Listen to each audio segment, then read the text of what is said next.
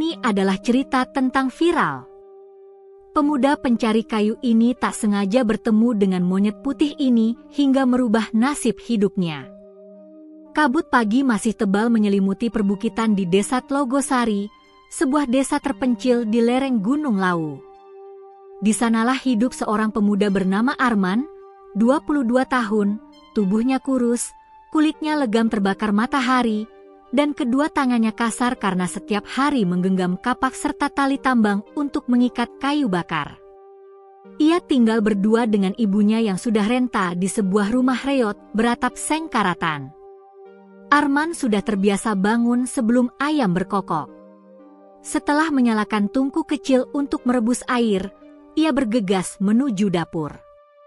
Wajah ibunya tampak sayu, duduk di kursi bambu sambil batu pelan. "Men, sarapan dulu nak," ujar ibunya dengan suara parau. Arman tersenyum lembut. "Nanti saja, Bu. Kayunya belum kuambil, nanti keburu siang." Ia hanya meneguk air panas, menggantung kapaknya di pinggang, lalu berangkat ke hutan dengan langkah cepat. Setiap langkahnya diiringi doa yang sama. Semoga hari ini ia mendapat cukup kayu untuk dijual agar bisa membeli obat ibunya yang semakin sering sesak napas.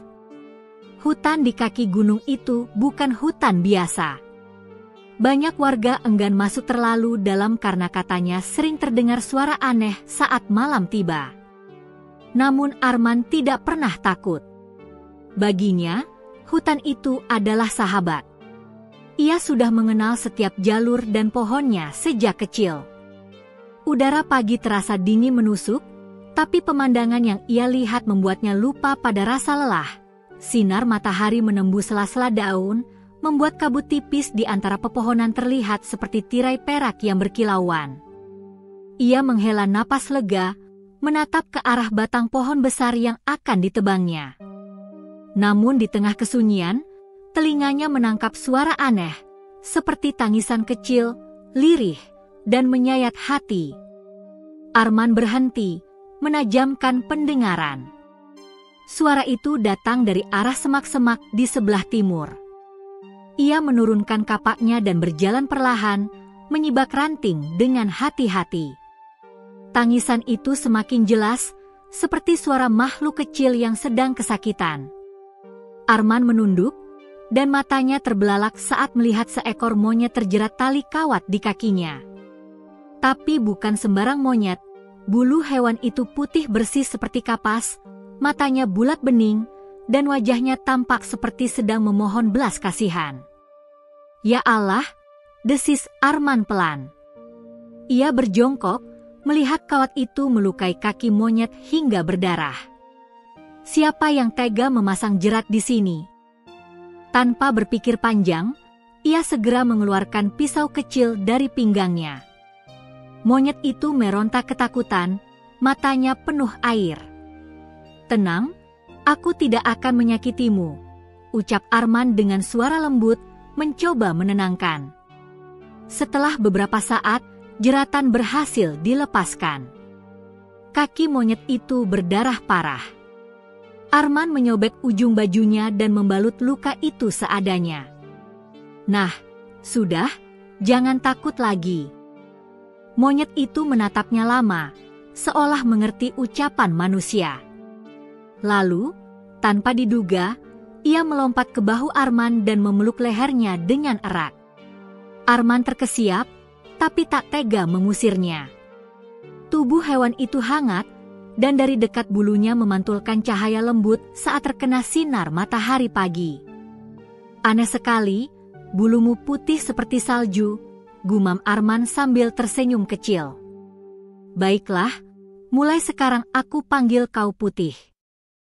Mereka berdua lalu berjalan bersama keluar dari hutan.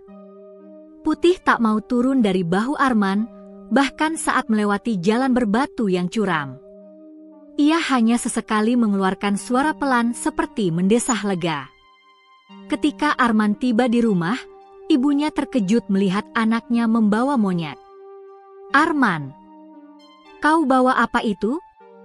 "Takut nanti menggigit," seru ibunya khawatir.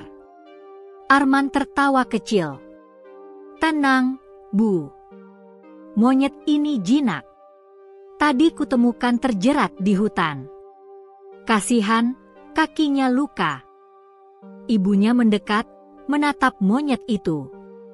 Anehnya, Putih justru duduk tenang di lantai, menatap balik dengan mata lembut, tidak seperti monyet liar pada umumnya. Bahkan, ketika Ibu Arman mengulurkan tangan, Putih memegangnya pelan dan menunduk, seperti memberi hormat. Subhanallah, bisik ibunya. Makhluk apa ini, men? Rasanya seperti bukan hewan biasa. Arman tersenyum. Entahlah, Bu. Tapi aku tak tega meninggalkannya. Hari itu, Arman merawat Putih dengan penuh kasih. Ia mencuci lukanya, memberi makan pisang dan air. Putih makan pelan, seperti tahu cara berterima kasih. Sore menjelang, Arman keluar untuk menjemur kayu yang sempat ia tebang, sementara Putih duduk di teras, memperhatikan dengan tatapan tenang. Saat matahari mulai terbenam, Putih tiba-tiba berjalan ke arah hutan dan duduk menatap langit. Arman memperhatikannya dari kejauhan. Angin berhembus pelan, dedaunan bergoyang, dan pada saat itu terdengar suara lirih seperti alunan nada aneh dari arah Putih. Suara yang tak mirip monyet, tak mirip manusia, tapi terasa menenangkan hati. Arman merinding. Apa yang sedang kau lakukan, Putih? Bisiknya. Tapi hewan itu hanya menoleh sebentar dan kembali memandang langit, seolah sedang berbicara dengan sesuatu yang tak terlihat. Malamnya, sebelum tidur, Arman merenung di atas tikar. Ia menatap atap rumah yang bocor di beberapa bagian. Hatinya penuh tanya. Mengapa ia bertemu dengan makhluk aneh itu hari ini? Mengapa rasanya pertemuan itu seperti bukan kebetulan? Ketika lampu minyak mulai redup, Putih yang semula tidur di pojok ruangan tiba-tiba mendekat dan berbaring di sampingnya. Arman tersenyum kecil, merasa hangat. Tidurlah, Putih, katanya pelan. Besok kita cari kayu lagi. Sebelum matanya benar-benar terpejam, Arman sempat melihat Putih menatapnya lama. Tatapan itu bukan tatapan binatang, melainkan seperti mata makhluk yang memiliki jiwa dan rahasia besar. Dalam detik itu, entah mengapa, Arman merasa hidupnya tidak akan pernah sama lagi. Di luar rumah, bulan muncul di antara awan tipis, menyinari hutan yang perlahan diselimuti kabut. Dari kejauhan, terdengar suara burung hantu dan desir angin yang seolah berbisik di telinga malam. Pertemuan ini bukan kebetulan, nasibmu akan berubah, wahai pemuda pencari kayu. Keesokan paginya, sinar matahari menembus sela-sela dinding bambu rumah Arman. Suara ayam jantan terdengar bersahutan dari kejauhan. Arman terbangun lebih awal dari biasanya, tubuhnya masih terasa pegal karena semalam ia tertidur di lantai bersama Putih. Saat menoleh ke samping, ia mendapati monyet Putih itu sudah duduk tegak di dekat jendela, memandangi keluar seolah sedang merenung. Pagi-pagi sudah melamun saja kau, Putih, ujar Arman sambil tersenyum kecil. Putih menoleh pelan, lalu mengeluarkan suara lirih seperti balasan. Ia melangkah mendekat, menggapai tangan Arman, dan menepuk pelan bahunya, gerakan yang begitu manusiawi hingga membuat Arman terdiam. Sepertinya kau benar-benar bisa mengerti aku, ya, gumamnya kagum. Pagi itu, setelah mencuci muka di sumur belakang, Arman bersiap berangkat ke hutan. Ia mengenakan ikat kepala lusuh, membawa kapak, tali, dan keranjang kecil. Biasanya ia pergi sendirian, tapi kali ini Putih tampak tidak mau ditinggal. Ia mengikuti Arman kemanapun, bahkan memanjat ke bahunya ketika Arman mencoba menyingkir. Baiklah, kalau kau mau ikut, tapi jangan jauh-jauh dariku, kata Arman akhirnya sambil tertawa kecil. Di sepanjang perjalanan, Putih tampak begitu tenang. Ia melompat dari satu dahan ke dahan lain, tapi tidak pernah benar-benar meninggalkan Arman. Ketika Arman menebang pohon, Putih duduk di atas batang pohon, mengamati dengan seksama. Kadang, ia mengambil ranting-ranting kecil dan mengumpulkannya, seolah membantu. Arman terheran-heran. "Aneh, kau seperti mengerti cara bekerja," katanya pelan. "Kau ini sebenarnya monyet dari mana?" Saat matahari mulai meninggi, Arman berhenti sejenak di tepi sungai kecil untuk beristirahat. Ia mengambil nasi bungkus dari kain lusuhnya. Putih duduk di sampingnya, menatap nasi itu dengan mata berbinar. "Lapar, ya?" tanya Arman. Ia membagi separuh nasi untuk Putih. Namun yang membuatnya semakin heran, monyet itu tidak menyantap dengan cara liar seperti hewan lain. Ia mengambil nasi dengan ujung jarinya, menyuap perlahan, bahkan meniup makanan yang masih panas. "Ya ampun," Arman tergelak. "Kau benar-benar bukan monyet biasa." Setelah makan, Arman mencuci tangan di sungai. Saat itulah Putih berdiri tegak di atas batu besar dan menatap air mengalir. Ia menunduk, menyentuh permukaan sungai dengan ujung jarinya, lalu mengangkat tangan itu ke udara, menatap tetesan air yang jatuh dari bulunya. Aneh, tetesan itu memantulkan cahaya seperti kristal, berkilau sesaat sebelum lenyap. Arman melongo. "Apa yang kau lakukan, Putih?" Putih menoleh dan hanya mengeluarkan suara lembut. Tapi di matanya, Arman melihat sesuatu, seolah ada kesedihan dan rahasia besar yang tidak bisa diucapkan. Hari-hari berikutnya, Putih benar-benar menjadi bagian dari hidup Arman dan ibunya. Setiap pagi, ia menemani Arman ke hutan. Setiap sore, ia duduk di teras rumah menemani ibu Arman mengupas singkong atau menenun tikar pandan. Kadang, Putih mengelus lembut tangan ibu Arman yang berkeriput, membuat wanita tua itu tersenyum damai. "Ia seperti tahu kalau aku sering kesakitan," ujar ibunya suatu sore. "Setiap kali dia menyentuh tanganku, rasa nyeri di persendianku berkurang." Arman menatap Putih dengan mata melebar. "Benarkah, Bu?" Sang ibu mengangguk. "Entahlah, Nak. Tapi aku merasa lebih ringan setiap kali dia di dekatku." Sejak saat itu, Arman mulai menyadari bahwa keberadaan Putih membawa perubahan kecil tapi nyata. Hasil kayu yang dijualnya semakin laris. Para pembeli di pasar yang dulu menawar dengan harga rendah, kini justru berebut membeli dagangannya dengan harga tinggi. Salah satu ibu penjual di pasar bahkan berkata, "Entah kenapa, kayu bakar darimu ini lebih cepat kering dan tidak berasap. Seperti kayu yang disukai para dewa." Arman hanya tersenyum, tak tahu harus menjawab apa. Dalam hati, ia mulai percaya bahwa Putih membawa keberuntungan. Namun, keberuntungan itu diiringi hal-hal aneh pula. Suatu malam, ketika angin bertiup kencang dan lampu minyak bergoyang, Arman terbangun karena mendengar suara halus dari luar rumah. Ia mengintip lewat jendela dan melihat Putih duduk di pagar bambu, menatap langit malam. Di sekitar tubuhnya tampak kilauan lembut, seperti kabut bercahaya. Ia mengangkat tangannya ke atas, dan dari mulutnya keluar suara aneh, seperti lantunan mantra dalam bahasa yang tak pernah didengar manusia. Arman terpaku. Ia tak berani keluar. Tapi di dalam hatinya, entah mengapa, ada rasa damai luar biasa. Seolah setiap nada yang dilantunkan Putih menyentuh jiwanya dan menenangkan segala beban hidupnya. Keesokan paginya, Arman menceritakan kejadian itu pada ibunya. "Bu, semalam Putih seperti sedang berdoa," ucapnya pelan. Ibunya terdiam, lalu menatap keluar jendela. "Mungkin dia bukan hewan biasa, Nak. Mungkin dia dikirim Tuhan untuk menolong kita. Arman menghela napas panjang. Kata-kata ibunya terus terngiang di kepalanya.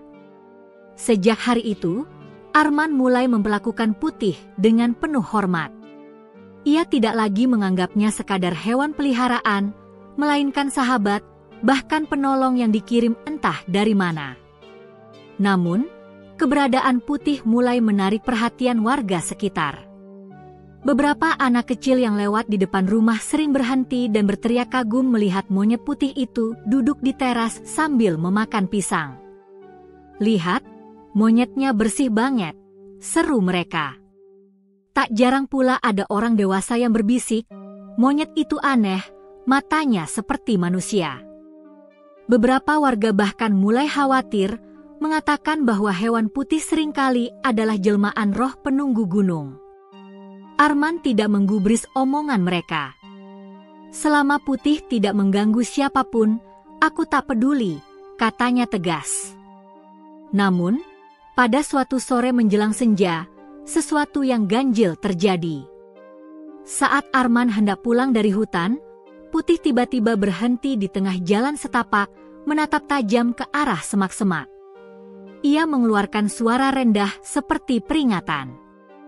Arman memandang ke arah yang sama, tapi tidak melihat apapun. "Kenapa, Putih? Ada sesuatu di sana?" tanyanya. Putih tak menjawab. Ia malah melompat ke depan, mengangkat kedua tangannya, lalu mengeluarkan suara keras. Seketika angin berhembus kencang, membuat dedaunan berputar seperti pusaran kecil. Dari arah semak, seekor ular besar keluar melata dengan lidah menjulur. Arman terkejut mundur beberapa langkah, tapi Putih sudah sigap. Ia menatap ular itu tajam, dan anehnya, ular itu mendadak berhenti, lalu berbalik arah melarikan diri ke hutan. Arman membeku di tempat, napasnya tersengal. "Apa barusan yang kulihat?" Putih menoleh padanya, lalu berjalan tenang seolah tak terjadi apa-apa. Arman hanya bisa berdiri terpaku, menyadari satu hal, makhluk kecil itu menyimpan kekuatan yang tak bisa dijelaskan. Malam itu, saat Arman menatap api di tungku dapur, pikirannya tak henti berputar. Ia tahu, sejak hari ia menolong monyet putih itu, hidupnya perlahan berubah. Ada sesuatu yang lebih besar sedang menantinya di depan, sesuatu yang belum bisa ia pahami sepenuhnya. Ia menatap Putih yang sedang tidur di sudut ruangan. Tubuh hewan itu memantulkan cahaya keemasan dari sinar api. Dalam hati, Arman berbisik, "Siapapun kau sebenarnya, Putih, aku bersyukur kau datang ke hidupku." Kabut malam kembali turun dari gunung. Angin membawa bisikan samar, seolah dari suara tak terlihat yang bergaung di antara pepohonan. Pertolongan kecil akan membuka pintu besar, dan nasibmu, wahai Arman, baru saja dimulai. Beberapa hari berlalu sejak kejadian aneh di hutan itu. Hidup Arman kini terasa berbeda. Setiap pagi, rumahnya tak lagi sepi. Orang-orang datang silih berganti, entah hanya untuk melihat monyet putih yang jinak, atau sekadar membeli kayu bakar yang kini selalu habis sebelum tengah hari. Semua terasa seperti keajaiban kecil yang datang bertubi-tubi. Namun malam-malam Arman mulai dipenuhi kegelisahan. Setiap kali menutup mata, ia merasa seperti sedang dipanggil oleh suara asing yang lembut tapi mendalam, seolah berasal dari tempat yang jauh, di balik kabut gunung. Ia mencoba mengabaikannya, tapi suara itu datang lagi, berulang-ulang, hingga suatu malam, suara itu menjadi mimpi yang nyata. Dalam mimpinya, Arman berjalan di tengah hutan. Angin berembus lembut, dan kabut putih menutupi seluruh pandangan. Di antara pepohonan yang menjulang tinggi, tampak sosok putih, berdiri tegak di atas batu besar. Namun kali ini, ia tidak seperti monyet biasa. Cahaya keemasan mengelilinginya, dan matanya memancarkan sinar jernih seperti manusia. "Arman." Suara itu terdengar jelas di dalam mimpi, lembut tapi tegas. Arman terkejut, berusaha mencari sumber suara itu, tapi hanya ada Putih di hadapannya. "Putih? Kau bicara?" tanya Arman dengan suara bergetar. Putih tersenyum samar. "Besok pagi, pergilah ke hutan sebelah timur, melewati sungai kecil yang berliku. Di sana ada pohon beringin besar yang tumbang. Di bawah akar pohon itu, ada sesuatu yang telah lama tertanam dan menunggumu." Arman ingin bertanya lebih banyak, tapi kabut di sekelilingnya mulai menebal. Putih berjalan mundur, tubuhnya semakin diselimuti cahaya. "Ingat, Arman," suaranya terdengar lagi sebelum menghilang, "jangan serakah, ambillah hanya yang perlu." Setelah itu, Arman terbangun dengan tubuh berkeringat. Nafasnya terengah, jantungnya berdegup keras. Ia menatap sekeliling. Pagi belum datang, hanya ada cahaya lampu minyak yang bergetar karena angin. Di sudut ruangan, Putih tidur meringkuk, tampak tenang seolah tak tahu apa-apa. Namun ketika Arman menatap lebih lama, ia sadar bulu Putih memantulkan cahaya redup seperti berpendar lembut. Ia menelan ludah. Mungkinkah mimpi itu bukan sekadar bunga tidur? Keesokan paginya, tanpa memberitahu siapapun, Arman memutuskan mengikuti petunjuk dalam mimpinya. Ia mengikat kapak di pinggang, membawa bekal nasi bungkus dan sebotol air, lalu bersiap pergi. Anehnya, Putih tampak sudah tahu. Ia berdiri di depan pintu sebelum Arman sempat memanggilnya, menatap tajam seolah menunggu. "Kau juga mau ikut?" tanya Arman pelan. Putih hanya mengangguk pelan lalu melompat ke bahunya. Arman menghela napas. "Baiklah, kita pergi bersama." Mereka berjalan menembus hutan ke arah timur, lebih jauh dari biasanya. Jalur yang mereka lewati semakin asing, semak makin tebal, dan suara burung hutan terdengar samar-samar seperti sedang memperingatkan. Setelah hampir 2 jam berjalan, mereka tiba di tepi sungai kecil yang berkelok seperti ular. Airnya jernih, mengalir perlahan di antara batu-batu lumut. Arman berhenti sejenak. "Sungai berliku, berarti kita sudah dekat," gumamnya. Putih menatap sekeliling, lalu menunjuk ke arah kanan dengan tangannya. Arman terpana. "Kau tahu jalannya?" Putih hanya menatap dan melangkah duluan. Mereka menembus semak-semak, hingga akhirnya sampai di sebuah area yang dipenuhi akar-akar besar.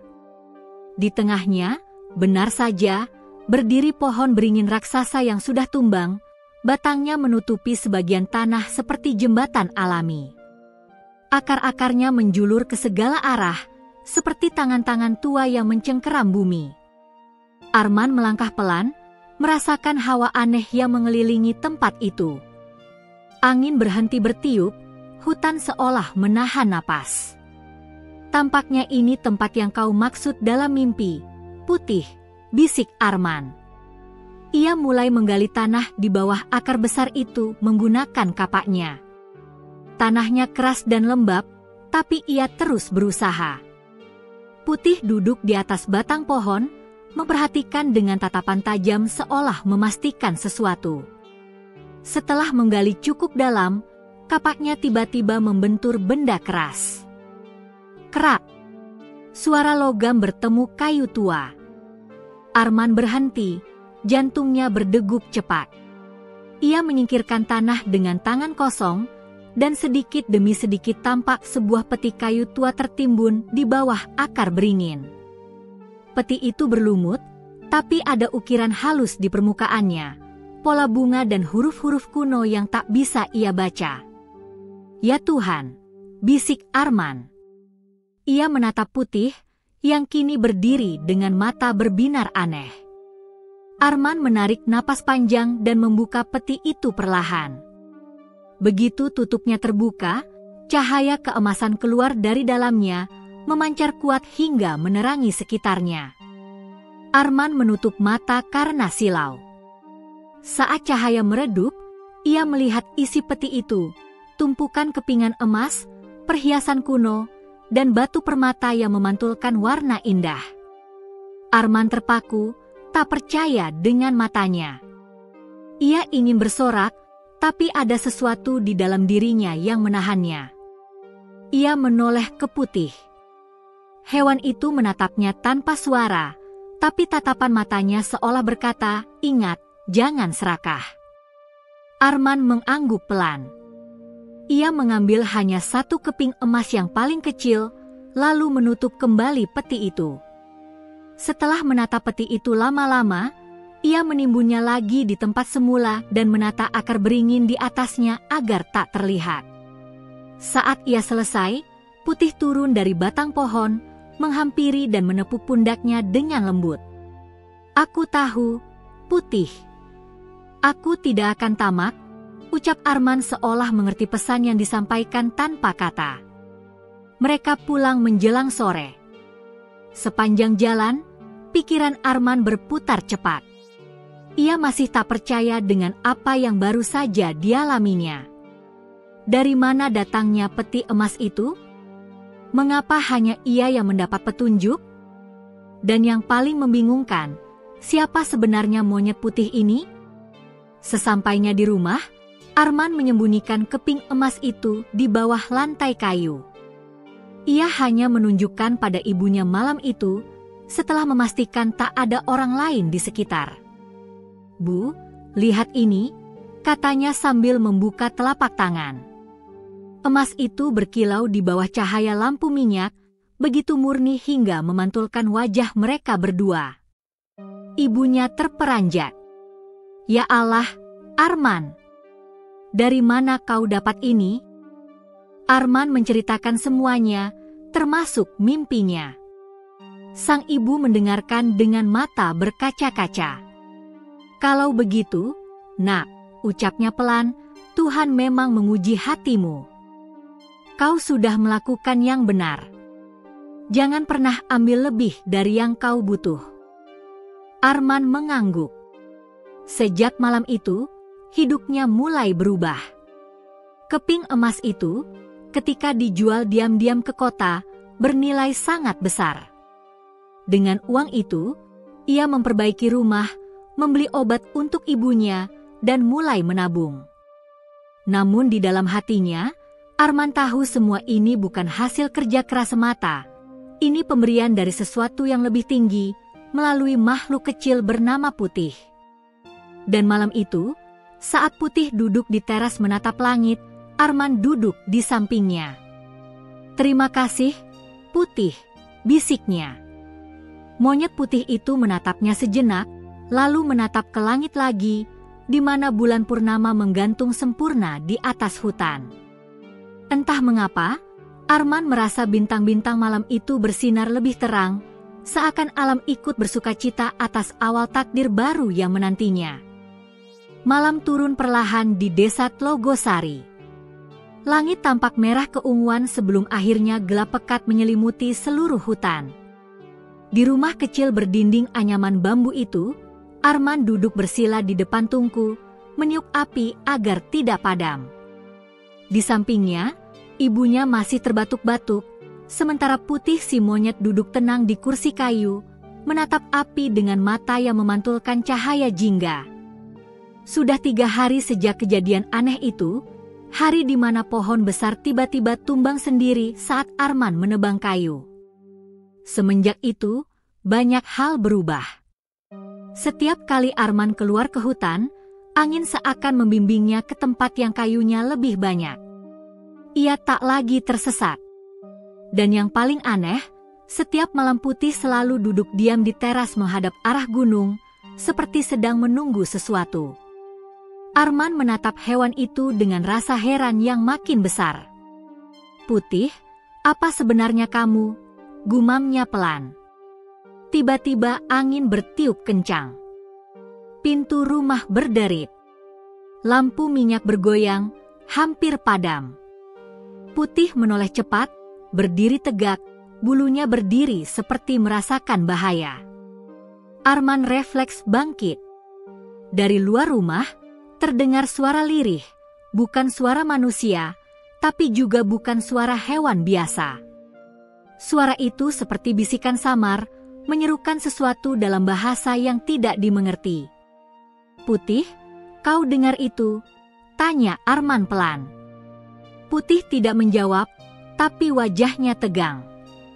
Ia melompat ke pundak Arman, lalu menarik ujung bajunya ke arah luar rumah, seperti menyuruh Arman untuk keluar.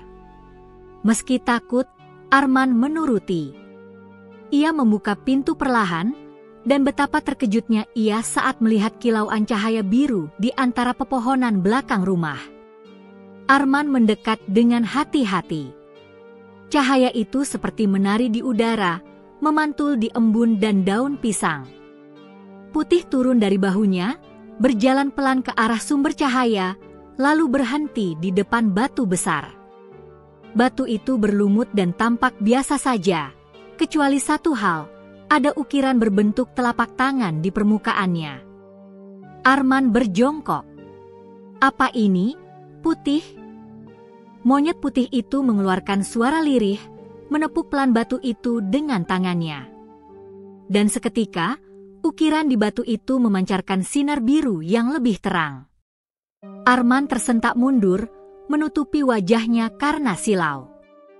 Cahaya itu tak menyakitkan, tapi menembus hingga ke dalam hatinya, hangat, damai, dan seolah memanggil.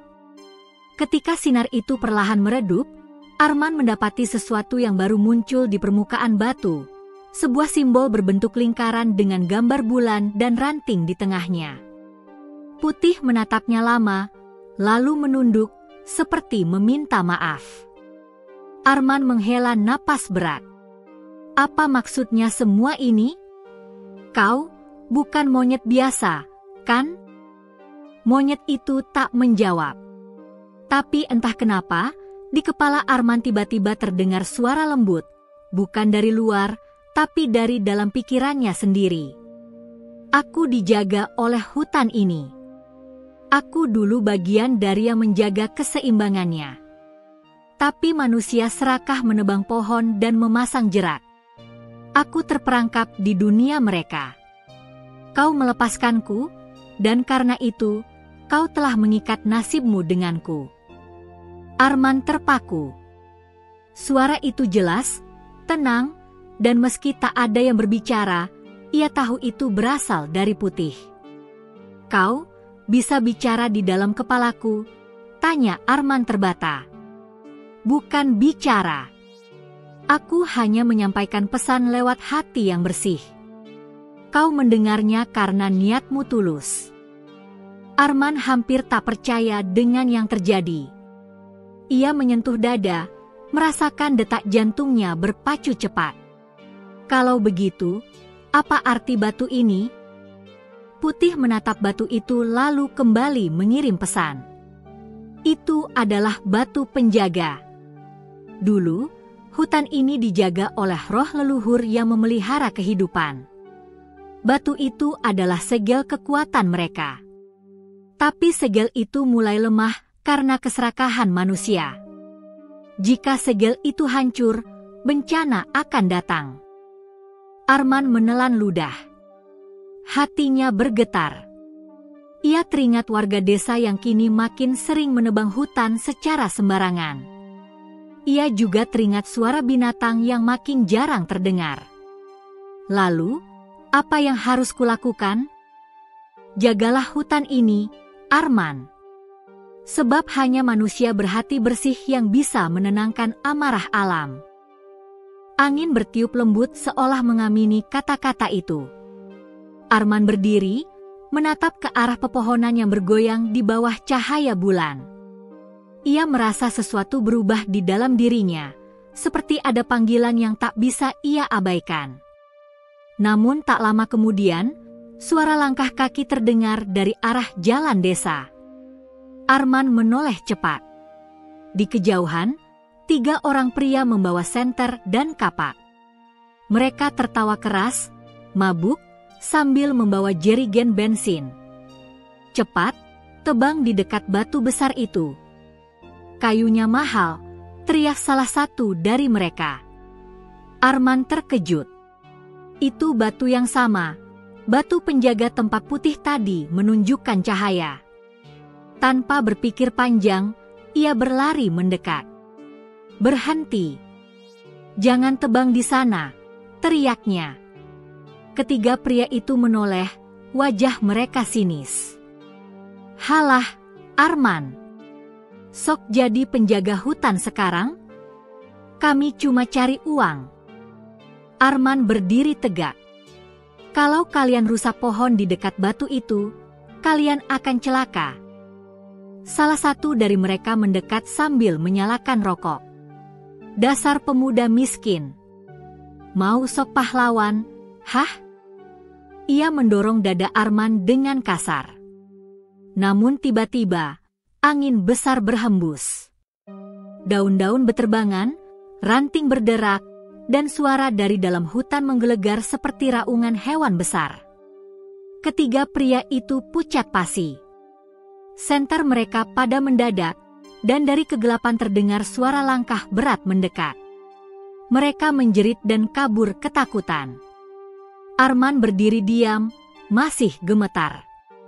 Putih muncul di sampingnya, menatap ke arah mereka yang lari sambil berucap lewat hatinya. Allah masih punya cara untuk menakuti mereka. Tapi segel ini makin lemah. Jika manusia terus merusaknya, tak ada yang bisa menahan amarah bumi. Arman menatap Putih, lalu menatap batu itu lagi.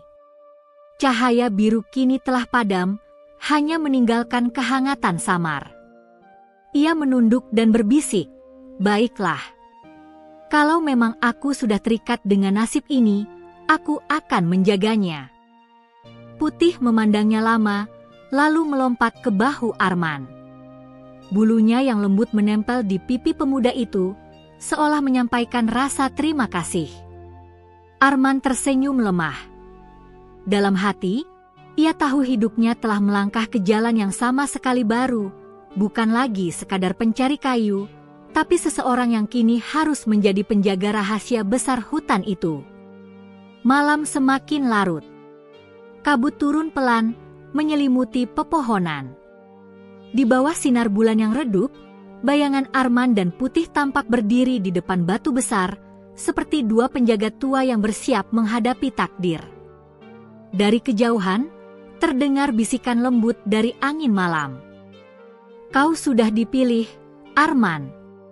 Tapi harga dari pilihan itu akan segera kau ketahui." Malam terasa lebih dingin dari biasanya.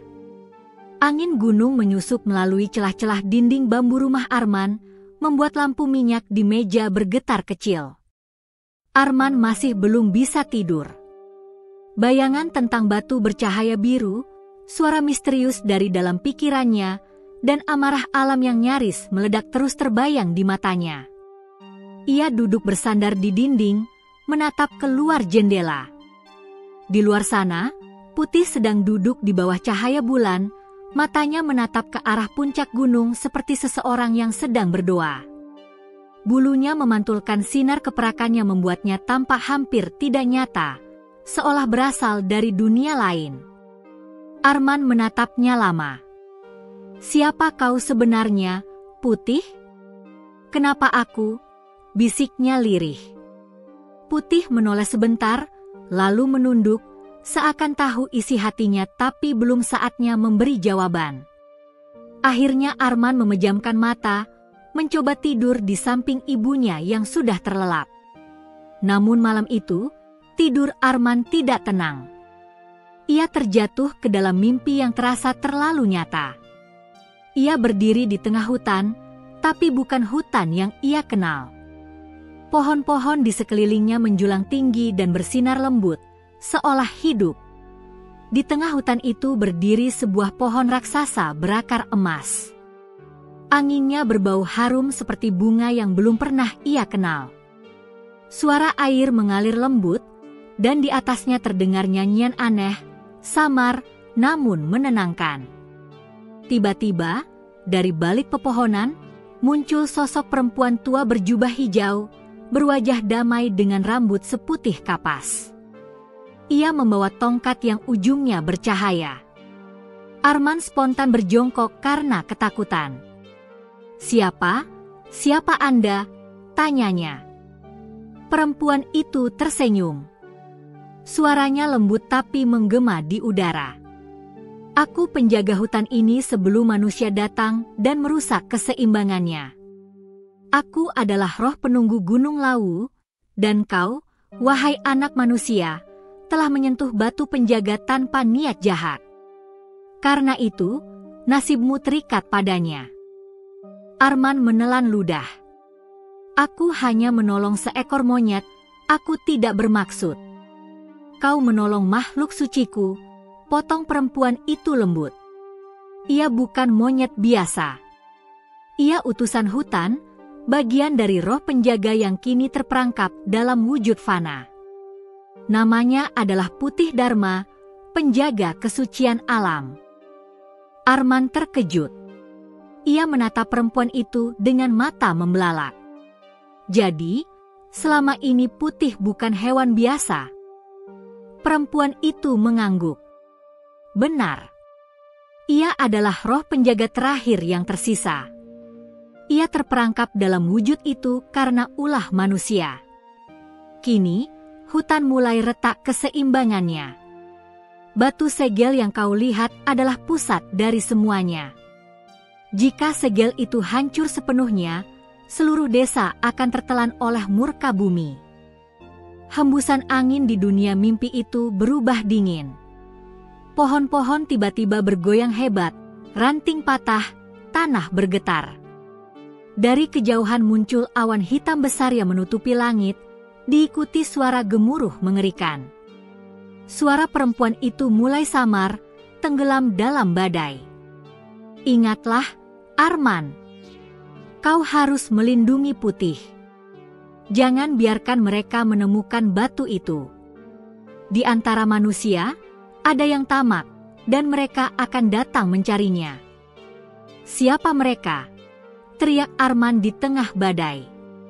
Tapi sebelum ia sempat mendengar jawabannya, cahaya putih menyilaukan segalanya, dan ia terbangun dengan keringat dingin membasahi wajahnya.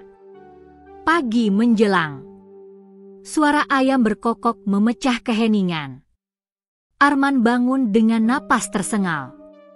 Ia memegang dadanya yang berdebar keras. Semua terasa begitu nyata.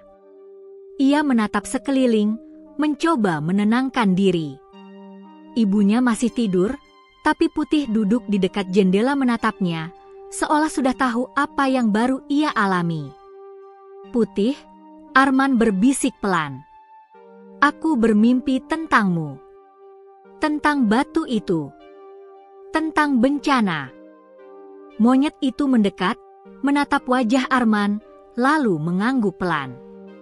Di kepalanya, suara lembut kembali terdengar. "Itu bukan mimpi, Arman. Itu adalah pesan dari sang penjaga." Hutan mulai resah. Ada manusia yang akan datang mencari kekuatan dari batu itu. Arman menggigit bibirnya, mencoba memahami semuanya. "Manusia? Maksudmu siapa?" "Orang-orang yang tamak. Mereka mencium keberadaan energi dari batu itu. Mereka akan datang dengan alat-alat besar, dan ketika mereka menebang tanpa batas, dunia akan mengamuk." Hati Arman terasa berat. Ia teringat para penebang liar yang kemarin hampir menebang pohon di dekat batu penjaga. Ia tahu siapa mereka, orang-orang suruhan Pak Sarman, seorang saudagar kayu yang terkenal kejam dari kota kecamatan. Jika benar mereka yang dimaksud, maka bencana bukan lagi sekadar mimpi. Hari itu, Arman berangkat ke hutan lebih pagi dari biasanya. Ia tidak membawa kapak, hanya seutas tali dan kantong air. Putih ikut di pundaknya, diam tapi matanya awas. Di sepanjang jalan, hutan terasa sunyi, tak seperti biasanya. Burung-burung tak berkicau, hanya suara daun kering yang bergesekan. Ketika sampai di tempat batu penjaga, Arman terkejut. Beberapa jejak sepatu besar tampak di tanah. Ada sisa puntung rokok dan bekas potongan pohon baru. Ia memeriksa tanah, bekasnya masih hangat. Mereka sudah sampai di sini, gumamnya dengan wajah tegang. Putih menatapnya, lalu berucap dalam pikirannya. Segera bersiaplah, Arman. Mereka akan datang dalam jumlah lebih banyak. Kau harus menemukan cara untuk melindungi tempat ini. Arman mengangguk pelan. Ia memandangi batu itu yang kini tampak lebih kusam dari sebelumnya. Tidak ada lagi cahaya biru, hanya permukaannya yang dingin dan retak halus di tepinya. Ia menyentuh retakan itu dengan hati-hati. Dalam sekejap, ia melihat kilasan aneh di pikirannya, pohon-pohon terbakar, tanah retak, air sungai meluap membawa bangkai ikan. Ia menarik tangannya cepat, gemetar. Putih, aku melihat bencana besar. Itu masa depan yang mungkin terjadi, jawab suara Putih dalam kepalanya. Tapi belum terlambat, jika kau berani. Arman menatap monyet itu lama, lalu menatap langit. Kalau begitu, aku takkan diam saja. Kalau aku harus melawan manusia yang ingin merusak hutan ini, aku akan lakukan. Aku tidak tahu bagaimana caranya, tapi aku akan melindunginya. Putih memegang tangan Arman dengan kedua tangannya yang kecil.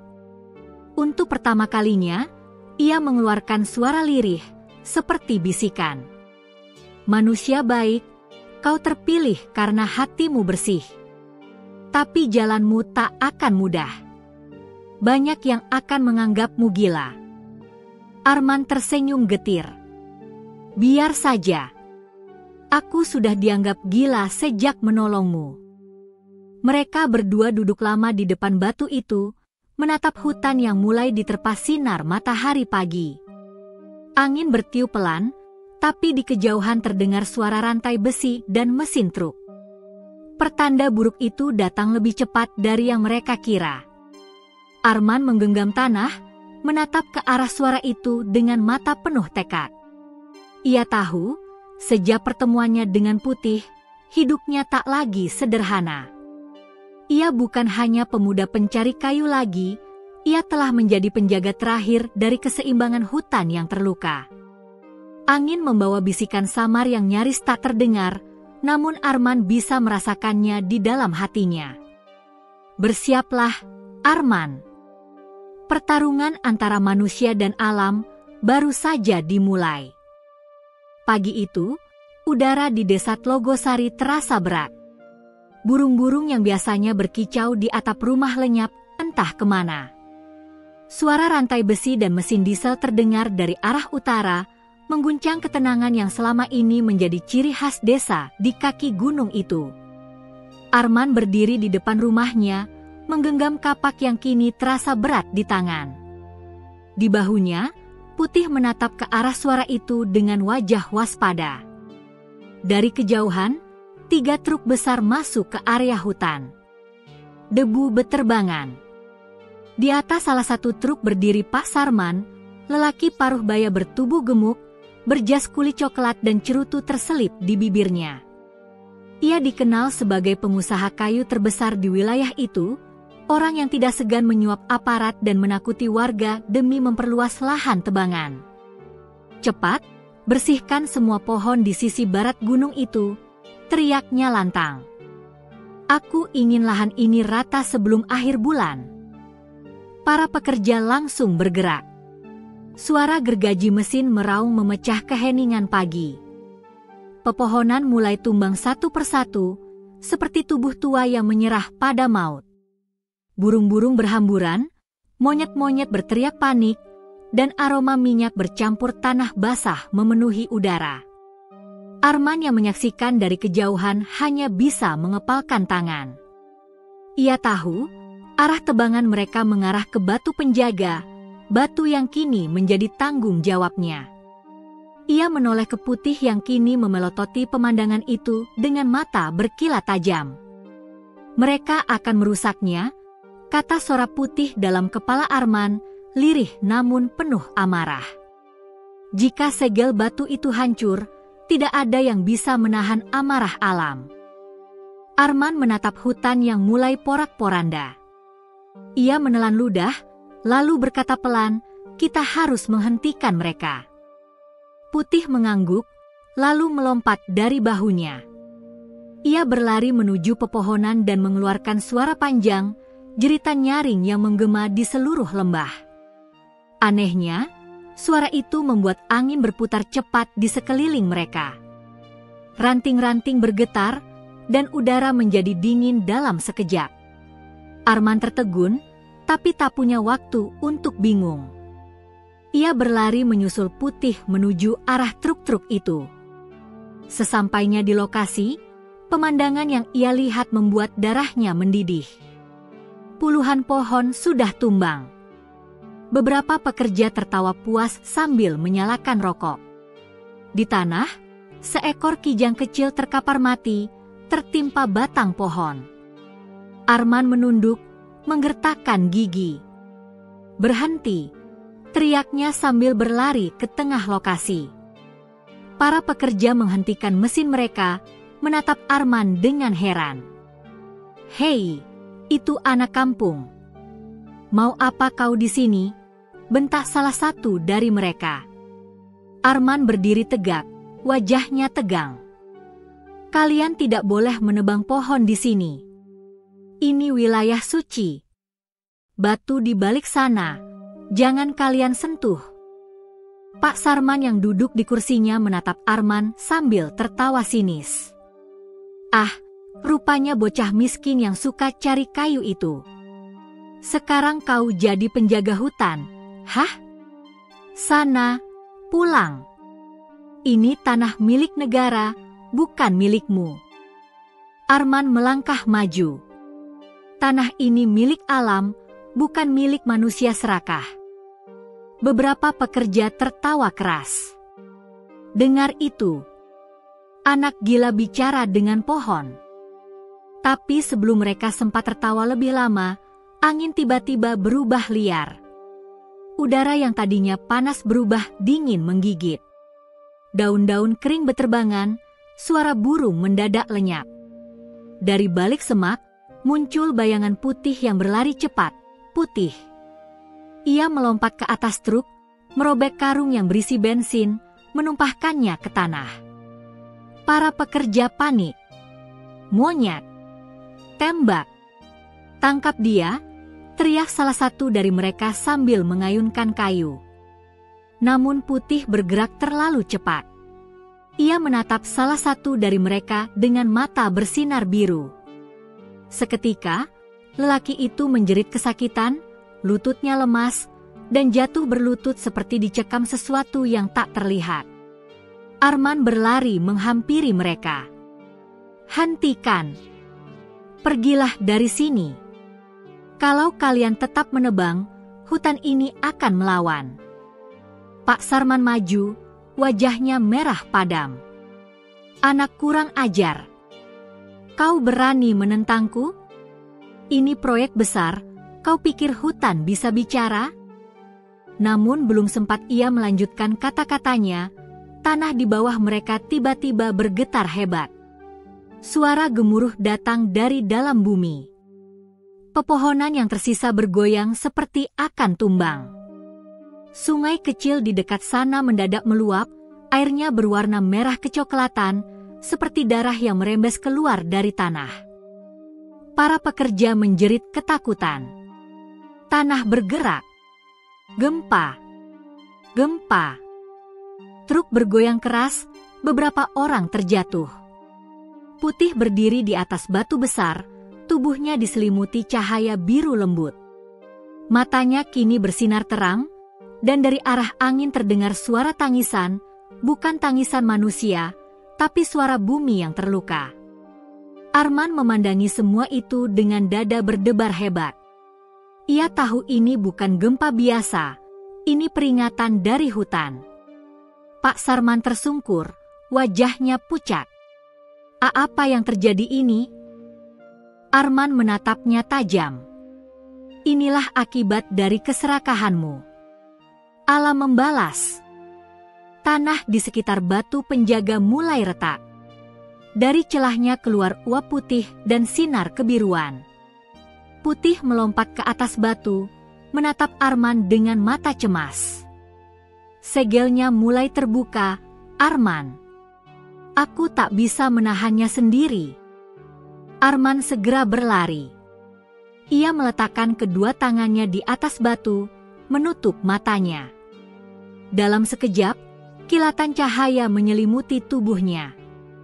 Ia melihat gambaran-gambaran aneh di pikirannya, masa lalu ketika hutan ini masih lebat, roh-roh penjaga yang bernyanyi di bawah bulan, dan manusia yang pertama kali melanggar janji dengan alam. Gunakan hatimu, Arman. Suara lembut terdengar di pikirannya, suara perempuan tua dari mimpi sebelumnya. Hati manusia yang tulus adalah kunci untuk menenangkan amarah bumi. Arman menggenggam batu itu erat-erat. Ia berdoa dalam hati, mengingat ibunya, hewan-hewan di hutan, dan masa kecilnya di antara pepohonan. Air matanya jatuh di atas batu itu, dan tiba-tiba cahaya biru berhenti menyala. Getaran tanah perlahan mereda. Suara mesin truk padam. Semua sunyi. Pak Sarman menatap sekeliling dengan wajah ketakutan. Ini tidak mungkin. Apa yang baru saja terjadi? Putih menatap Arman lama. Matanya kini kembali normal, tapi tubuhnya tampak lemah. Ia berjalan perlahan ke arah Arman dan berbaring di pangkuannya. Kau berhasil, tapi segel itu tidak akan bertahan lama. Mereka akan datang lagi, lebih banyak dari ini. Arman mengelus kepala Putih dengan lembut. Istirahatlah dulu. Aku janji, aku takkan biarkan siapapun menyentuh hutan ini lagi. Para pekerja satu persatu melarikan diri. Hanya suara langkah mereka yang tersisa di kejauhan, meninggalkan sisa kehancuran yang mengerikan. Pak Sarman berdiri terpaku, wajahnya pucat seperti kertas. Ia menatap Arman sebentar sebelum ikut mundur, bibirnya bergetar, tak sanggup berkata apapun. Arman duduk di tanah, memandangi pepohonan yang roboh dan air sungai yang kini kembali jernih perlahan. Ia tahu ini baru awal. Ia baru saja menyelamatkan segel batu itu, tapi harga yang harus dibayar sangat besar. Ia menatap langit yang mulai mendung dan berbisik pelan. Kalau ini jalanku, aku akan menjalaninya sampai akhir. Putih menatapnya lemah, tapi di sudut matanya ada cahaya harapan yang baru menyala. Angin berhembus lembut membawa aroma tanah basah. Di kejauhan, sinar matahari menembus awan dan jatuh di atas hutan yang hancur sebagian. Namun di tengah reruntuhan itu, tumbuh satu tunas baru, hijau muda, di dekat batu penjaga, pertanda bahwa kehidupan masih ada dan perjuangan Arman baru saja dimulai. Pagi itu udara terasa berbeda. Bukannya sejuk seperti biasanya, justru angin terasa hangat, seolah menyimpan tanda-tanda akan datangnya sesuatu yang besar. Di depan rumah Arman, banyak warga sudah berkumpul. Mereka membawa kayu, batu, dan beberapa peralatan dapur. Semua menatap kagum pada rumah sederhana yang kini terlihat jauh lebih baik dari sebelumnya. Di sisi kanan rumah, ada ladang kecil yang kini penuh tanaman hijau subur, padahal baru seminggu lalu Arman menanam benihnya. Tidak hanya itu, sumur yang dulu kering kini kembali mengeluarkan air jernih. Tak seorang pun tahu bagaimana semua itu bisa terjadi, kecuali Arman dan monyet putih yang kini duduk tenang di beranda, memakan pisang dengan tenang. "Arman, kau jujur saja," tanya Pak Lurah sambil menatap tajam. "Apa benar semua ini terjadi setelah kau membawa monyet itu?" Arman tersenyum gugup. Saya juga tidak tahu pasti, Pak. Tapi memang, sejak Putih datang, banyak hal berubah. Warga saling pandang, antara kagum dan takut. Ada yang berbisik-bisik, mungkin monyet itu bukan hewan biasa, bisa jadi penunggu gunung. Ada juga yang berkata lirih, atau utusan dari langit. Arman hanya terdiam. Ia tidak ingin mengaku terlalu banyak. Ia tahu, semakin banyak yang tahu rahasia ini, semakin besar bahaya yang akan datang. Karena sudah beberapa hari ini, di pasar ia sering melihat orang asing berputar-putar menanyakan tentang monyet putih yang bisa membawa keberuntungan. Malam itu, setelah warga bubar, Arman duduk di depan rumah sambil memandangi langit. Putih duduk di sampingnya, sesekali menatapnya dengan mata tenang. Putih, apa yang sebenarnya terjadi padaku? Bisiknya. Kenapa semua berubah begitu cepat?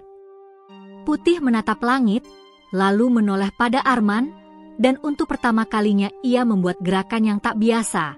Ia mengangkat tangan kecilnya, menunjuk ke arah gunung yang menjulang di utara desa.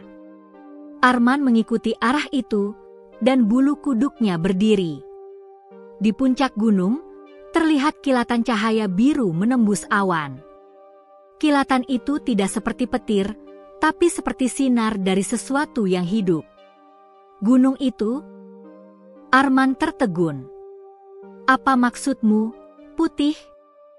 Monyet itu tidak menjawab, hanya menatapnya dalam-dalam, lalu melompat ke bahunya dan mengeluarkan suara lirih seperti bisikan. Meski Arman tak mengerti kata-katanya, ia merasakan maknanya di dalam hati.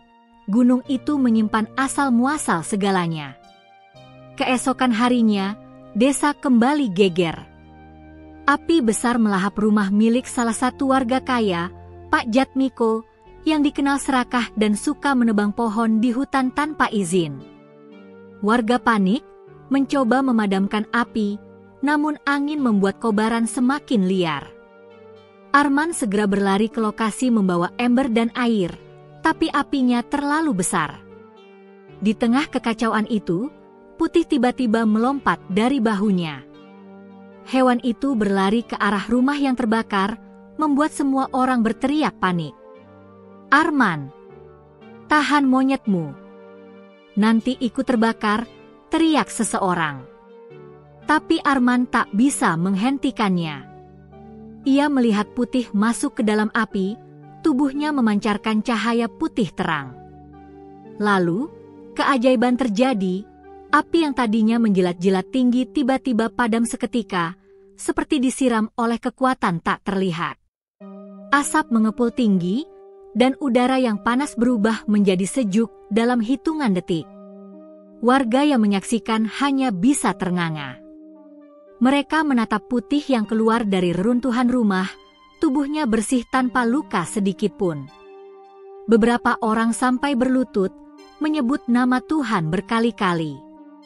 Ya Allah, makhluk apa itu? Gumam Pak Lurah dengan suara bergetar. Arman segera menghampiri Putih dan mengangkatnya ke pelukannya. Putih, kau tak apa-apa, katanya dengan suara bergetar.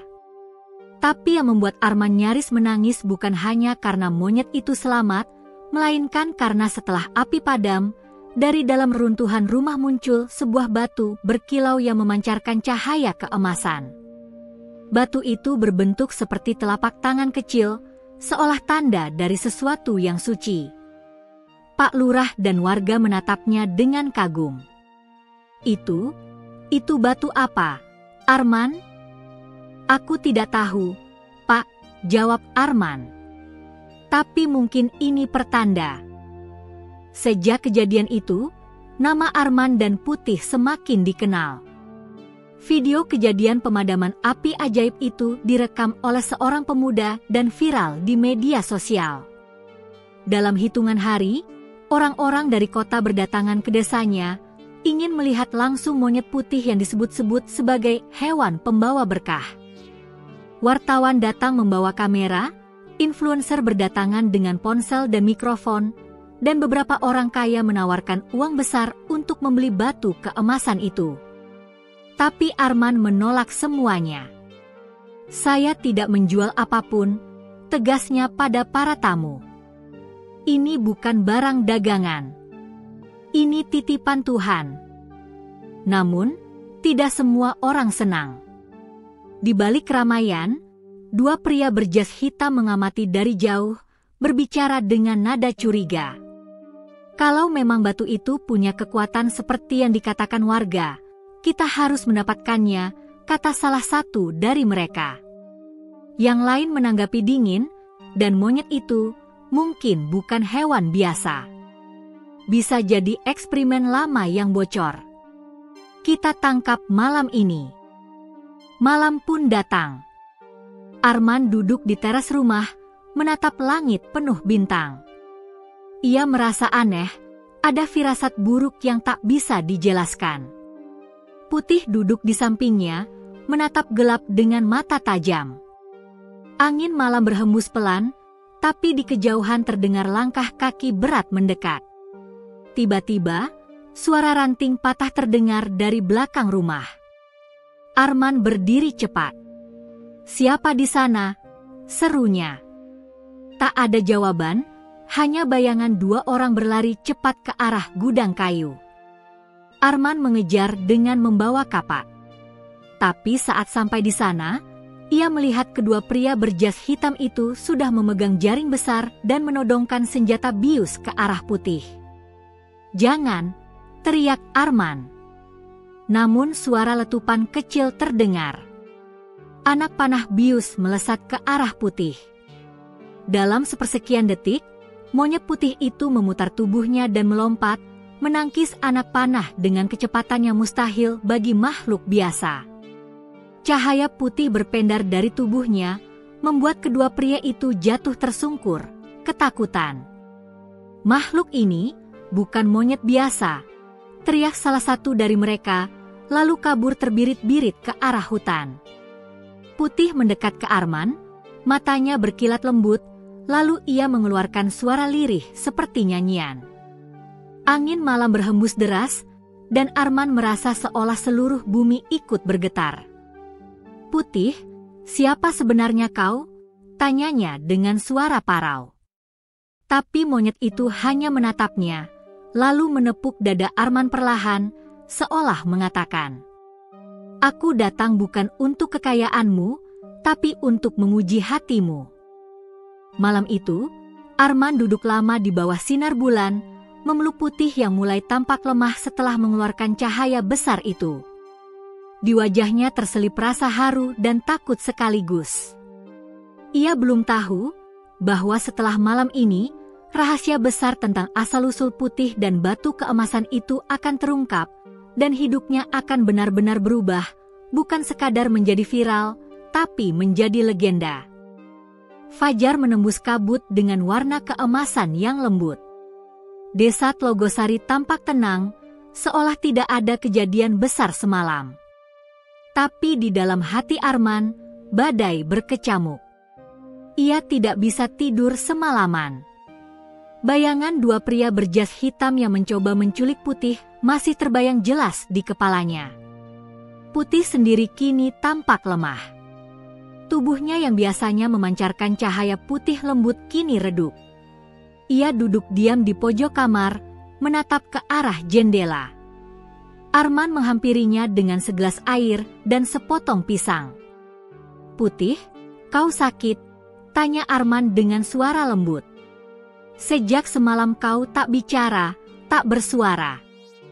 Monyet itu menoleh pelan, lalu mengangkat tangannya menunjuk ke arah gunung yang menjulang di kejauhan, Gunung Lawu. Gerakan itu pelan tapi tegas, seolah menandakan sesuatu. Arman terpaku. Gunung itu selalu dianggap sakral oleh warga. Banyak yang percaya di sana ada makhluk penjaga dan tempat arwah para leluhur bersemayam. "Gunung Lawu," gumamnya. "Apa maksudmu? Kau ingin ke sana?" Putih mengangguk perlahan, lalu menatap Arman dengan mata penuh harap. Saat itu, Arman merasa seolah suara gaib berbisik di kepalanya. Pergilah ke puncak. Di sanalah kau akan tahu siapa aku. Arman menelan ludah. Ia tahu perjalanan itu tidak mudah. Tapi hatinya seolah ditarik oleh kekuatan yang tidak bisa dijelaskan. Ia pun memutuskan berangkat. Sebelum pergi, ia menatap ibunya yang sedang beristirahat di ranjang. Bu, saya akan pergi sebentar ke gunung. Doakan saya, katanya lembut. Ibunya mengangguk lemah. Pergilah, nak. Jika hatimu berkata begitu, pasti ada sesuatu yang harus kau temukan. Arman mencium tangan ibunya, lalu membawa Putih yang kini menempel di bahunya. Mereka berjalan menuju arah gunung yang diselimuti kabut tipis. Jalan menuju hutan Lawu terasa lebih sunyi dari biasanya. Pepohonan menjulang tinggi, dan suara burung-burung pagi mengiringi langkah mereka. Arman sesekali berhenti, memandangi bekas jerat-jerat kawat lama yang mungkin digunakan pemburu. Ia teringat pertama kali bertemu Putih di tempat seperti ini. Perasaan haru muncul di dadanya. Kalau waktu itu aku tidak menolongmu, mungkin hidupku tak akan berubah begini, Putih. Putih menatapnya lembut dan mengelus pipi Arman dengan tangannya. Sentuhan itu hangat, membuat Arman merasa tenang. Tapi tak lama, suasana sekitar mulai berubah. Kabut menebal, udara menjadi dingin menusuk tulang. Burung-burung berhenti berkicau. Arman mulai merasa aneh. Putih, kenapa suasananya tiba-tiba begini? Belum sempat ia melangkah lagi, terdengar suara berat dari arah belakang. Arman. Arman menoleh cepat. Di balik kabut, muncul sosok laki-laki tua berjubah abu-abu dengan tongkat di tangannya. Wajahnya tampak bersinar samar, dan matanya tajam tapi teduh. Siapa? Siapa kau? Tanya Arman waspada. Orang tua itu tersenyum lembut. Jangan takut, anak muda. Aku penjaga jalur utara Gunung Lawu. Sudah lama aku menunggumu. Arman tertegun. Menungguku? Untuk apa? Untuk mengembalikan apa yang dulu hilang. Ia menatap Putih yang memeluk bahu Arman. Makhluk kecil itu bukan sembarang monyet. Ia adalah penjaga suci dari puncak Lawu, utusan dari alam cahaya. Ia datang padamu bukan karena kebetulan, tapi karena hatimu bersih. Arman menatap Putih dengan mata membesar. Jadi, kau makhluk suci. Putih menatap Arman dan mengangguk pelan. Lalu, dari tubuhnya keluar cahaya lembut, membentuk bayangan seekor elang putih besar di belakangnya. Arman terkejut, bahkan lututnya hampir lemas. Orang tua itu melanjutkan, dulu, berabad-abad lalu, penjaga cahaya Gunung Lawu berwujud elang putih. Tapi karena manusia sering menebang pohon dan menghancurkan hutan, ia mengutuk dirinya menjadi monyet kecil agar bisa hidup di antara manusia tanpa diketahui. Ia menunggu seseorang berhati suci yang akan membebaskannya. Arman tak mampu bicara. Matanya berkaca-kaca. Jadi, aku orang itu? Penjaga gunung tersenyum. Iya, Arman. Karena kau menolong tanpa pamrih, tanpa berharap balasan. Itulah yang membuka gerbang cahaya. Putih kemudian turun dari bahunya dan berdiri di tanah. Ia menatap Arman, lalu tubuhnya mulai memancarkan sinar kuat. Angin berputar di sekeliling mereka, daun-daun beterbangan, dan kabut tersibak seperti tirai. Arman menutup mata karena silau, dan saat ia membuka matanya lagi, Putih sudah berubah menjadi sosok elang putih raksasa yang indah. Sayapnya terbentang luas, memantulkan cahaya seperti kristal. Matanya memancarkan kedamaian yang luar biasa. Putih, kau? Arman hampir tak bisa bernapas karena haru. Elang putih itu mendekat, menundukkan kepala di depan Arman. Dari paruhnya jatuh batu keemasan yang dulu ditemukan setelah kebakaran rumah Pak Jatmiko. Kini batu itu berkilau lebih terang, memancarkan simbol aneh di permukaannya, seperti tulisan kuno. Penjaga gunung berkata, itu adalah batu nur cahaya, simbol pelindung alam. Kini kekuatannya telah kembali. Tapi ingat, Arman, kekuatan ini bukan untuk memperkaya diri, melainkan untuk menjaga keseimbangan hutan dan kehidupan. Arman menggenggam batu itu dengan tangan gemetar. Aku akan menjaganya. Aku janji. Elang putih menatapnya dalam, lalu mengeluarkan suara nyaring yang menggema ke seluruh lembah. Dari kejauhan, terdengar balasan, suara burung-burung, angin, bahkan gemuruh bumi ikut merespons. Suasana itu begitu sakral hingga membuat Arman berlutut dan menangis. Penjaga gunung lalu berkata, sekarang, bawalah cahaya ini kembali ke desamu. Akan ada ujian terakhir yang menantimu. Ingat, kejahatan akan selalu datang pada kebaikan yang mulai bersinar. Sebelum Arman sempat bertanya lebih jauh, elang putih mengepakkan sayapnya dengan kuat. Angin besar berhembus, membuat Arman hampir terlempar. Cahaya putih memenuhi udara, lalu meredup perlahan. Saat semuanya tenang kembali, elang putih itu sudah hilang, menyisakan bulu putih mengambang di udara. Arman memungut bulu itu, menyimpannya di saku bajunya. Ia tahu, ini bukan akhir perjalanan, melainkan awal dari sesuatu yang lebih besar. Ketika Arman turun dari gunung, hari sudah sore. Langit berwarna jingga keemasan. Tapi begitu mendekati desanya, ia melihat kepulan asap hitam membumbung di udara. Jantungnya berdetak keras. Tidak, jangan bilang sesuatu terjadi di desa. Ia berlari secepat mungkin. Dari kejauhan, terlihat beberapa rumah terbakar. Warga berlarian panik. Dan yang paling mengejutkan, dua pria berjas hitam yang kemarin kabur kini kembali, membawa lebih banyak orang bersenjata. Cari monyet itu. Atau pemuda bernama Arman. Mereka punya batu keemasan itu, teriak salah satu dari mereka. Arman berhenti di balik semak, napasnya tersengal. Batu di tangannya bersinar samar, seolah bereaksi terhadap kejahatan di depan mata. Ia tahu, inilah ujian terakhir yang dimaksud penjaga gunung. Dengan wajah tegas, Arman menggenggam batu itu erat dan berbisik. Putih, jika kau benar-benar penjaga cahaya, bantu aku melindungi mereka. Dan saat itu, langit berubah gelap mendadak. Angin berputar, dan dari balik awan turun kilatan cahaya putih membentuk siluet elang raksasa yang turun menembus desa. Warga menatap langit dengan mulut ternganga. Itu elang putih dari gunung, teriak seseorang. Sementara Arman berdiri di tengah kobaran api, menatap ke arah musuhnya, batu keemasan di tangannya mulai memancarkan sinar kuat, menandakan bahwa pertarungan antara cahaya dan kegelapan baru saja dimulai.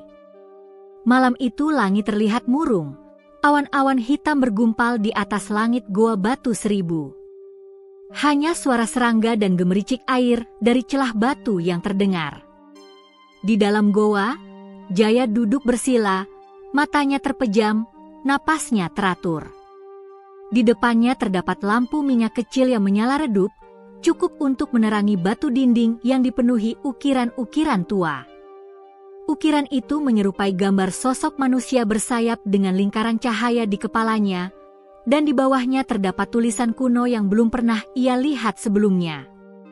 Di sisi lain goa, Marta sedang menyiapkan dupa. Asapnya membumbung pelan ke udara, menebarkan aroma harum kayu gaharu yang menenangkan. Namun, Suasana malam itu terasa berbeda. Seolah-olah ada sesuatu yang sedang bangkit, sesuatu yang lama tertidur. "Jaya," bisik Marta lirih, "aku merasakan hawa aneh. Dingin, tapi bukan dingin biasa." Jaya membuka mata perlahan. Tatapan matanya tajam, tapi penuh keyakinan. Itu tandanya roh penjaga mulai menyadari kehadiran kita. Malam ini kita akan tahu kebenaran sebenarnya tentang goa ini. Dari arah lorong belakang goa, hembusan angin dingin tiba-tiba menerpa wajah mereka. Dupa padam. Lampu minyak berkedip-kedip. Lalu suara lirih bergema dari dalam dinding batu. Suara itu bukan seperti manusia, lebih mirip suara seruan dari masa lalu, menggema pelan namun tegas. Yang datang dengan hati bersih akan melihat terang. Yang datang dengan niat kotor akan lenyap dalam kegelapan. Marta gemetar. "Kau dengar itu?" Jaya mengangguk. "Aku dengar. Ini bukan kebetulan." Tiba-tiba lantai tempat mereka duduk bergetar pelan, lalu retakan kecil muncul di antara bebatuan. Dari celah itu, cahaya putih keemasan keluar, memancar lembut dan menyorot ke arah dinding bergambar manusia bersayap tadi. Ukiran itu tampak hidup, seperti bernafas. Perlahan-lahan, dari tengah ukiran, muncul sosok transparan, tampak seperti lelaki berpakaian jubah putih dengan sorot mata tajam namun penuh welas asih. "Akulah Mahesa Dipa, penjaga suci Gua Batu Seribu," suara itu bergema dalam tapi lembut. "Selama ratusan tahun, aku menunggu keturunan yang memiliki darah sejati penjaga bumi." Marta menatap Jaya, kaget. "Darah sejati penjaga bumi? Apa maksudnya?" Sosok itu menatap Jaya lama. "Anak muda, darahmu membawa tanda itu. Lihatlah telapak tanganmu." Jaya menatap telapak tangannya. Di sana, samar-samar terlihat pola berbentuk sayap yang bercahaya keemasan. Ia terkejut. "Ini, sejak kapan?" "Sejak kau lahir," jawab Mahesa Dipa. "Kau adalah keturunan terakhir dari para penjaga yang dahulu melindungi tempat ini dari tangan-tangan serakah. Namun garis keturunanmu dilupakan, hingga roh leluhurmu mengirimkan panggilan ke dalam mimpi." Marta menatap Jaya dengan wajah terkejut. "Jadi, mimpi yang kau ceritakan dulu, tentang cahaya dan goa ini, semua itu benar-benar panggilan leluhurmu?" Jaya hanya diam, dadanya sesak. Semua mulai masuk akal.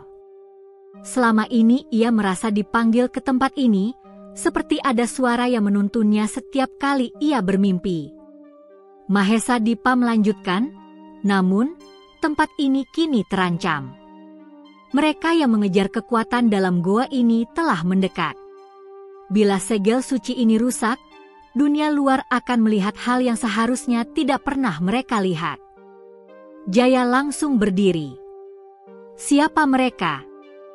"Orang-orang yang datang malam ini dengan niat jahat. Mereka sudah memasuki hutan," jawab sosok itu sebelum cahaya tubuhnya mulai meredup.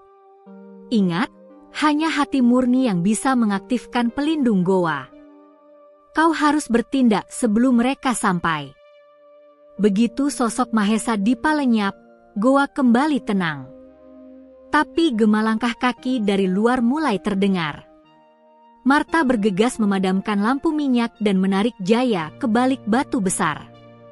Dari celah sempit, mereka melihat 5 orang lelaki bersenjata tajam masuk ke dalam goa, dipimpin oleh seseorang yang sudah mereka kenal, Pak Dirga, pria berjas hitam yang pernah mengancam Jaya di desa. "Cari sumber cahaya itu," perintah Dirga. "Kekuatan itu milik kita malam ini." Mereka mulai menelusuri setiap sudut goa, menendang batu, memeriksa dinding. Sementara itu, Jaya menahan napas di balik batu, menggenggam erat kalung kecil pemberian ibunya. Di dalam hati, Ia berdoa pelan. Namun, salah satu anak buah Dirga tiba-tiba berhenti tepat di depan batu tempat mereka bersembunyi. "Bos, aku rasa ada sesuatu di sini," serunya. Marta menutup mulutnya, menahan teriakan.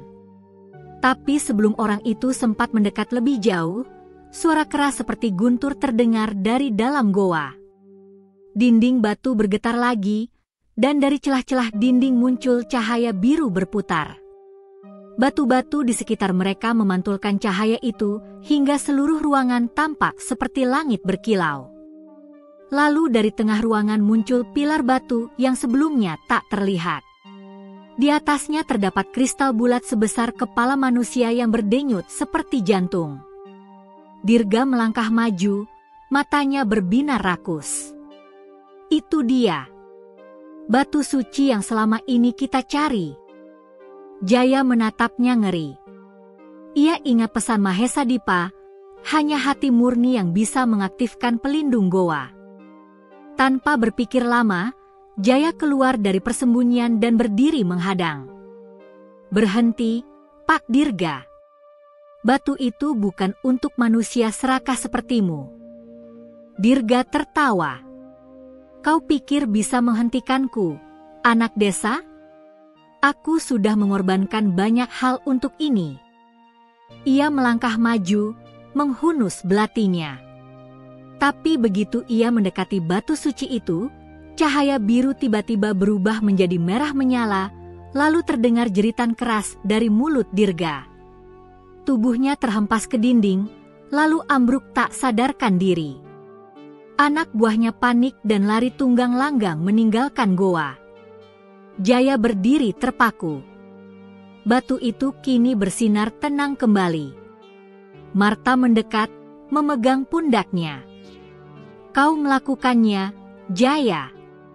Goa ini menyelamatkan dirinya. Namun Jaya tahu, ini belum berakhir. Ia masih bisa merasakan getaran aneh dari dalam batu. "Belum, Marta. Batu ini masih hidup. Masih ada sesuatu yang belum selesai." Di luar goa, petir menyambar keras, hujan deras mulai turun.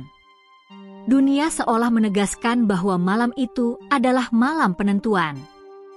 Malam di mana rahasia besar Gua Batu Seribu mulai terbuka sepenuhnya. Dan di tengah gemuruh hujan, suara Mahesa Dipa terdengar sekali lagi di telinga Jaya, "Besok, kau akan tahu siapa dirimu sebenarnya." Bab ini berakhir dengan Jaya berdiri di tengah goa, menatap cahaya batu suci yang perlahan memudar, sementara dari luar, langkah seseorang misterius mulai mendekat ke pintu masuk goa, tanda bahwa pertarungan terakhir belum berakhir. Fajar belum sepenuhnya datang ketika Jaya membuka matanya. Ia masih duduk di dalam Goa Batu Seribu, dikelilingi hawa dingin dan aroma tanah lembab. Sisa-sisa asap dupa semalam masih menggantung tipis di udara. Batu suci di tengah ruangan kini hanya memancarkan cahaya samar, seperti jantung yang berdetak lemah. "Marta," bisik Jaya, "apa kau masih di sini?" Dari sisi belakang, terdengar suara lembut, "Aku di sini, Jaya." Marta muncul dengan wajah lelah, tapi matanya masih menyala semangat. Ia memegang seikat akar kering dan kendi air. "Aku sempat keluar sebentar, mengambil air di sungai." Tapi, suaranya menurun. Di luar, ada jejak sepatu banyak. Mereka belum pergi jauh. Jaya menatap pintu goa yang gelap. Mereka pasti akan kembali. Batu suci ini belum aman. Namun sebelum ia sempat melangkah, suara Mahesa Dipa bergema kembali, kali ini lebih dalam, seperti berasal dari dasar bumi. "Anak keturunan penjaga bumi, waktumu telah tiba." Cahaya bumi menunggu pengorbanan terakhir untuk menjaga keseimbangan dunia. Jaya tertegun. Pengorbanan terakhir? Apa maksudnya, Mahesa Dipa? Bayangan putih mulai muncul dari dinding goa, membentuk sosok Mahesa Dipa dengan wajah tenang dan teduh. Kekuatan dalam batu itu adalah sumber kehidupan alam di tempat ini. Dulu, untuk menyegelnya, leluhurmu mengorbankan dirinya menjadi roh penjaga. Sekarang segel itu melemah, dan hanya darah penjaga sejati yang bisa memperkuatnya kembali.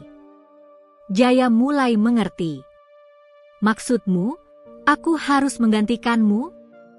Mahesa Dipa menatapnya dalam. Hanya jika kau rela. Hanya jika hatimu benar-benar tulus menjaga keseimbangan, bukan untuk kekuatan, bukan untuk kebanggaan. Marta menatap Jaya dengan mata membesar. Tidak. Jangan dengarkan dia, Jaya. Kau masih hidup, kau punya masa depan. Ada dunia di luar sana. Tapi Jaya hanya diam. Dalam pikirannya, ia teringat ibunya yang dulu meninggal karena kelaparan, ayahnya yang hilang di hutan ini saat mencari obat, dan seluruh penderitaan desa yang terjadi karena kerakusan manusia terhadap alam. Kalau dengan ini aku bisa menghentikan semua keserakahan, mungkin ini memang takdirku, katanya lirih. Belum sempat Mahesa Dipa menjawab, suara keras dari luar goa terdengar. Ledakan. Batu-batu di mulut goa runtuh. Dirga masuk dengan wajah penuh amarah, sebagian tubuhnya masih penuh luka bakar dari ledakan energi semalam. Namun kini matanya merah, seperti bukan manusia. Anak sialan. Karena kau, aku hampir mati. Tapi aku sudah tahu rahasianya. Batu itu akan jadi milikku, apapun caranya. Jaya berdiri menghadang, tubuhnya gemetar tapi matanya mantap. Batu itu tidak akan pernah bisa dimiliki oleh orang berhati kotor. Dirga tertawa gila. Kau pikir aku peduli? Aku sudah mencampur darahku dengan air dari mata air suci hutan ini. Sekarang aku punya hak yang sama. Ia menodongkan senjata tajam ke arah batu suci. Tapi begitu pisau itu menyentuh permukaannya, cahaya merah menyala menyambar tubuh Dirga. Ia menjerit kesakitan, tapi bukannya mati, ia malah berubah. Tubuhnya menegang, kulitnya mengeras seperti batu, dan dari punggungnya tumbuh duri-duri hitam. Matanya memancarkan cahaya gelap. Ia menjadi makhluk separuh manusia, separuh batu, bayangan dari energi kegelapan yang terbangun di dalam goa. Marta menjerit. Astaga, apa yang terjadi pada dia? Jaya melangkah maju, memejamkan mata. Dia telah membangunkan sisi tergelap dari batu itu. Pertempuran pun dimulai. Dirga menyerang dengan kekuatan luar biasa, menebas udara dan membuat batu-batu besar terangkat oleh kekuatan gaib. Jaya berlari menghindar, tapi beberapa kali tubuhnya terhempas ke dinding. Marta mencoba membantu, melempar batu, tapi sia-sia. Jaya! Gunakan cahaya itu. Cahaya di telapak tanganmu, seru Marta. Jaya menatap telapak tangannya. Benar, simbol sayap yang dulu muncul kini bersinar terang. Ia menatap batu suci dan berlari ke arahnya. Dirga berteriak marah dan berusaha menghentikannya, tapi cahaya dari simbol itu semakin kuat. Begitu Jaya menempelkan tangannya pada batu suci, seluruh goa bergetar hebat. Cahaya putih keemasan keluar dari dasar goa, membentuk pusaran yang melingkupi tubuh Jaya. Ia melayang beberapa meter di udara, matanya tertutup, sementara dari tubuhnya mengalir energi ke seluruh dinding goa. Dirga mencoba mendekat, tapi tubuhnya langsung terbakar oleh cahaya itu. Ia menjerit sebelum akhirnya meledak menjadi debu yang beterbangan. Sementara itu, Marta hanya bisa menatap, air matanya mengalir deras. Jaya! Jangan pergi. Kau sudah menang, hentikan. Namun suara Mahesa Dipa terdengar lembut di antara gemuruh cahaya. Ia tidak pergi, anakku. Ia akan menjadi bagian dari cahaya bumi. Penjaga baru telah lahir. Tubuh Jaya perlahan berubah menjadi sinar keemasan murni. Rambutnya terurai tertiup angin cahaya, dan wajahnya yang tenang memancarkan kedamaian. Ia menatap Marta terakhir kali dan tersenyum. Terima kasih, karena kau percaya padaku. Lalu dalam sekejap, tubuhnya lenyap bersama cahaya yang mengisi seluruh goa.